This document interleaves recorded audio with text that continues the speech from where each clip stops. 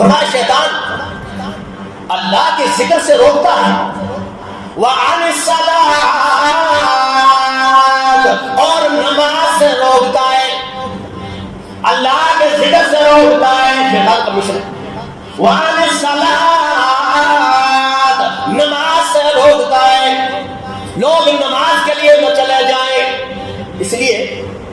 گلی کوچوں میں یا بازاروں میں یا گھروں کے اندر